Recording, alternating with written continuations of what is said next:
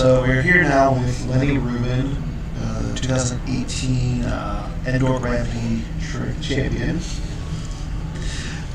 So Lenny, how did you feel about playing in the games that you just played? I believe you just played against Jeffrey Scales? Yeah, Jeff Scales. Jeff Scales. I knew nothing about him going in. I think, he meant, when we sat down, he mentioned his GEM username, and I think I played against him once or twice, maybe, but I didn't remember much.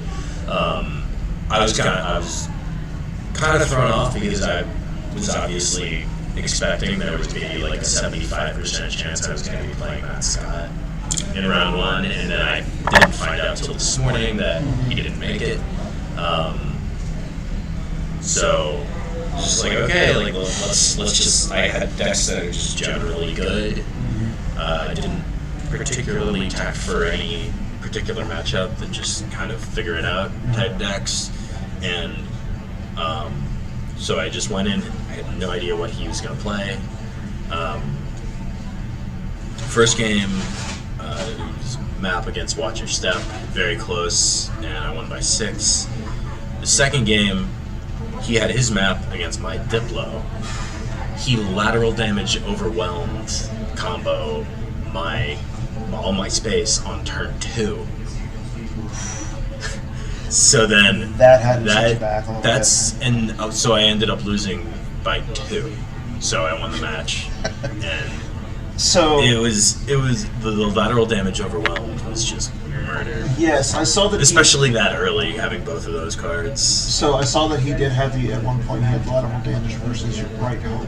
Yeah. And you were able to start retrieving. I saw that you were retrieving with the Tatooine Celebration. So do you think?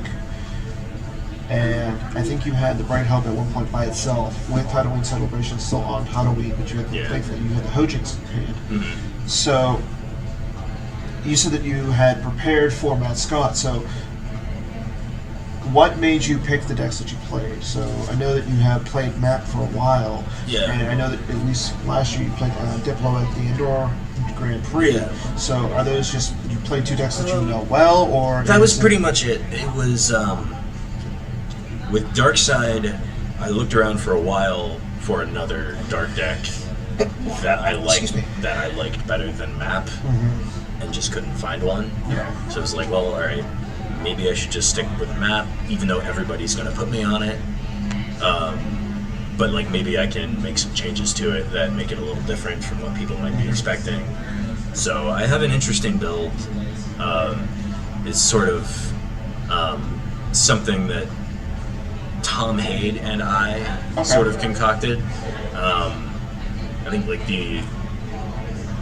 it's basically my old deck with a bunch of stuff taken out and a bunch of new stuff that he suggested put in, and then I made some further tweaks after that. It was really, it's no non-unique troopers, no blasters. It's just a straight ahead, good characters. So I'm going to assume that a lot of your playtesting and preparation for this event was done with Tom Hade. Did you? I know that you're on GEMP a lot. Did you play? I tried to. Did you play any matches on GEMP? Did you try any other decks on GEMP, or did you just say I know what I want to play? Go with it. I've tried stuff out on GEMP that seems like something I might like. So if somebody plays something at a tournament that seems like something I would like, I'll just build it on GEMP and test drive it a little bit, and see if it feels good. But with Darkside, I could never get there with another dark deck. I did not want to play Hunt Down in this meta, and I'm the kind of person who doesn't really want to play Hunt Down generally. I find it boring to play. Same with the light mains platforms. I'm not really a light mains guy. I like Old Allies. I like Diplo. And I felt like in this, I started playing a lot of GEMP games where people were ready for Old Allies, so they would have the 2 speeder bikes and 2 high-speed tactics in their dark mains deck, and it's just okay, when the meta gets to that point, the meta gets to a certain point where there aren't that many Old Allies, so people just play normal Hunt Down decks. and then people start playing Old Allies. And then once you get to the point where the hunt down decks put in the speeder bikes and the high speed tactics, then it's time to stop playing Old Allies for a while. I think it was Justin Desai who came with that last year at the MPC. He played the 2 speeder bikes in his hunt down. I think he did that was that World's Day 3 in 2017? The one we had in Minnesota? I think you're right as well. Because I think he was playing Emil, and Emil was known to play. And I remember I was commentating on that game. Yes, we were. Yeah, both of us were, and Jerry. Yeah, that was a good time. But so now you have a nice little break. So I think your next round opponent is, I want to say, Chris Werfs, I believe. Or Bill Kafer. I think one of those two. Yes, yeah, I think it's Actually, Dan, my next opponent is going to be a big old carnitas burrito bowl from Chipotle. I'm about to go get some food. Yeah, I can understand that. I mean, you came in, you played your second round essentially early in the morning because Jeff knew that he was going to be.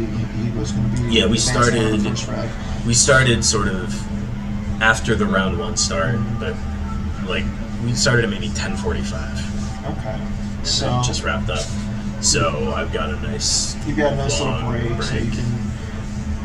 So get some food. I know Bill is he plays interesting decks, but he does play a lot of mains. Yep. So and then Chris Werfs is also he plays a little bit.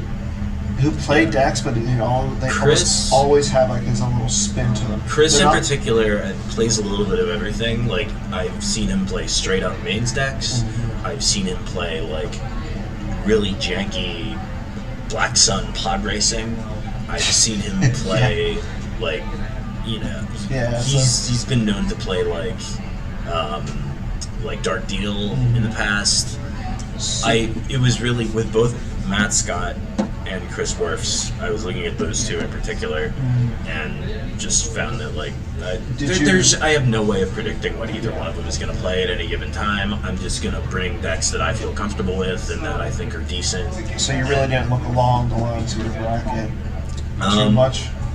Well, I mean, if I get past round 3, then the most likely opponent in the Elite 8 is probably going to be Tom Kelly. Yeah. And,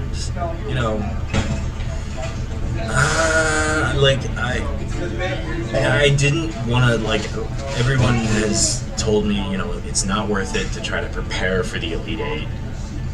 You can't look that far ahead.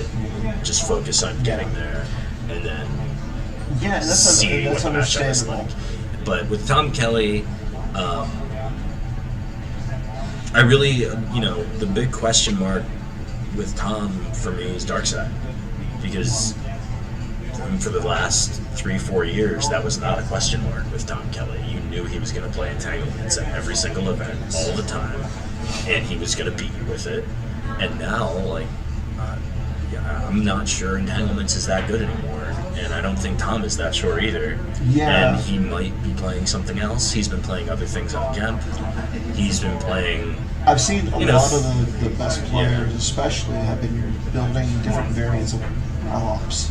Yeah, Rops is good, but I think, so I have no idea what Tom might play if he makes it that far. Well, he's playing Scotland Rome right now, and Scott. Scott was on stream earlier. Scott was on stream, and Scott was playing. He played Jerry. Mm-hmm. He was in the first game. It was Jerry's Throne versus Scott's CCT. Okay.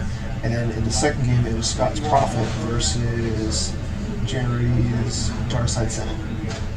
So it was going back over. It was a hard matchup for Jerry. Yeah. Jerry took a huge. There was a battle in particular where he took 14 to overflow. Yeah, it's hard to come back from that. But no, I'm interested to see how everything works out. There weren't. I just looked at the board. There weren't a whole lot of upsets in round 1. I think that the two upsets that I looked at were Josh Mack, who was an 8 seed. Yeah. And I want to say Pat Johnson, who was a 7 seed. No, Pat was in 9, or he was in 8 or a 9. It was him and Joe Pinto, I thought. Yeah. No, But, that was Mac Cooley. It was Joe Pinto. Actually, you know what? Yeah, Yeah, we can but look, but we can. I believe. Yeah, we'll double check it really quick. But yeah, those were the two biggest upsets that I saw, at least from my angle, or from that I think I can remember. yeah, Joe Pinto beat. Oh Joe. yeah, so yeah, those again. So an 8 and a 9. So there's really no. But looking at the brackets, I mean, Yeah. do you see like anything in particular that stands out to you? Like, who do you look going forward? Who do you think is? Do you see any clear-cut person who can to make the top 4, or do you see any like other upsets that you're looking at?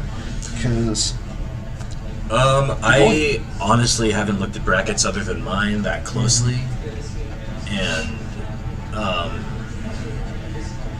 I mean, we know that But- Chris Guggelin, he already advanced. He beat Eric Hallbecker in the second round, and then again you over Jeff Scales. So outside of that, I mean, I really walking around, I didn't see anything that stood out yeah, no, wise. So it just seems, or at least in terms of the results, it's been chalk pretty much, yeah. and And again, Charlie over Chris. it just Angula. is I think a testament to the committee that makes the bracket. They did a phenomenal job this year.